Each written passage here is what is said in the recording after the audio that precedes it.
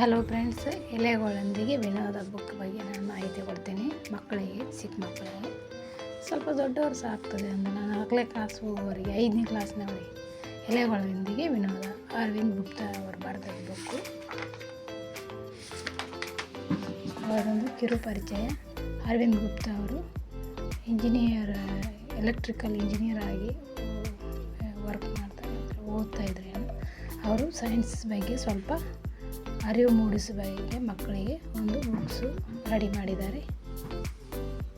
ಅದರ ಬಗ್ಗೆ ಪದ್ಯ ಸಹ ರೆಡಿ ಮಾಡಿದ್ದಾರೆ, ಎಲೆಗಳೊಂದಿಗೆ ವಿನೋದ ಅಂತೇಳಿ.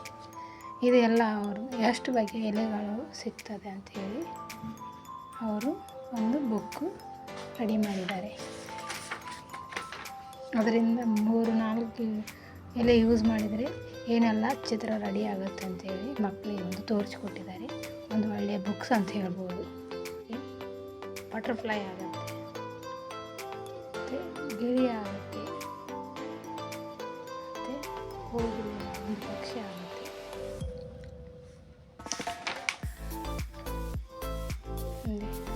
ಇದು ಎತ್ತು, ನವಿಲು, ಎಲಿಫೆಂಟದ ಮುಖ, ಆನೆದು, ಇದು ಕೊಕ್ಕರೆ, ಚಿಗರೆ, ಕುದುರೆ, ಇದು ಯಾವುದೋ ಒಂದು ಗುಬ್ಬಚ್ಚಿ ಮರಿ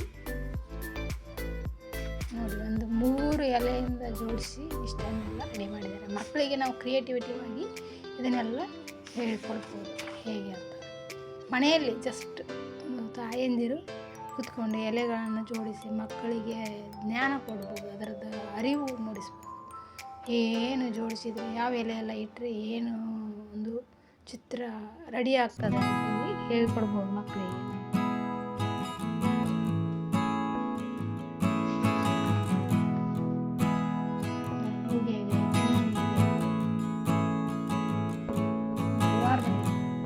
ಎರಡು 3 ಎಲೆ ಜೋಡಿಸಿದ್ರು ಒಂದು ರೆಡಿ ಆಗುತ್ತೆ.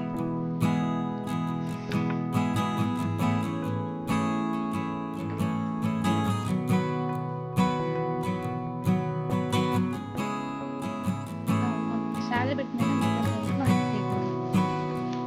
ಅವರು ಸ್ವಂತವಾಗಿ ಇವರೇ ಕೈಯಿಂದ ಗೊತ್ತಾಗ್ತಿದ್ರು ಈ ಪಕ್ಷಿ ಇದು, ಈ ಎಲೆ ಯೂಸ್ ಮಾಡಿದ್ರೆ ಈ ಪಕ್ಷಿ ರೆಡಿ ಆಗುತ್ತೆ.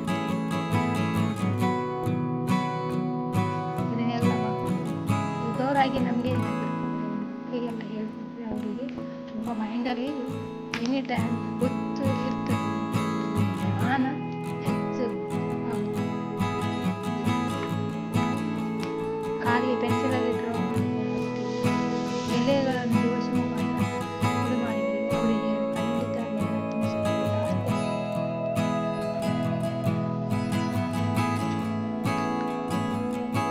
ಅವರಿಗೆ ಒಂದು ಖುಷಿ ಆಗುತ್ತೆ. ಎಲೆಗಳಿಂದ ಇಷ್ಟೆಲ್ಲ ಪ್ರಕೃತಿ ದೂರು ಬೆಳೆಸ್ತಿರ್ತಾರೆ, ಅವರಿಗೆ ಮನಸ್ಸಲ್ಲಿ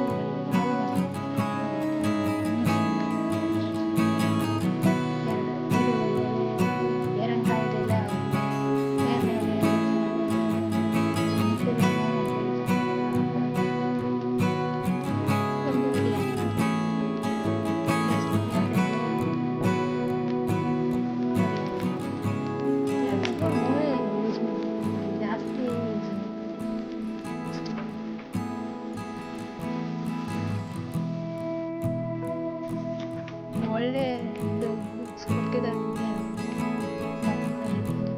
ಒಳ್ಳೆ ಜ್ಞಾನ ಇದ್ದರೆ ನಾಲೆಜ್ ಬರ್ತದೆ.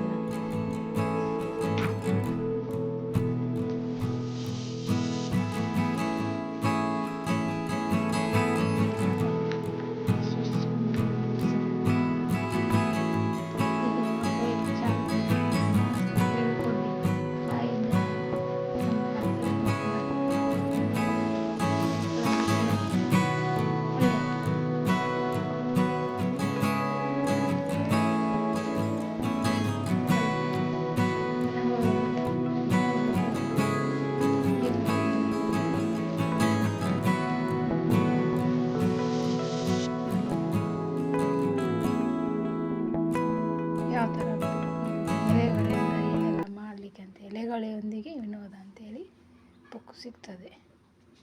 ಬೇಕಾದವರು ಇದರ ಮೇಲೆ ನಂಬರ್ ಇದೆ, ಕಾಂಟ್ಯಾಕ್ಟ್ ಮಾಡ್ಬೋದು.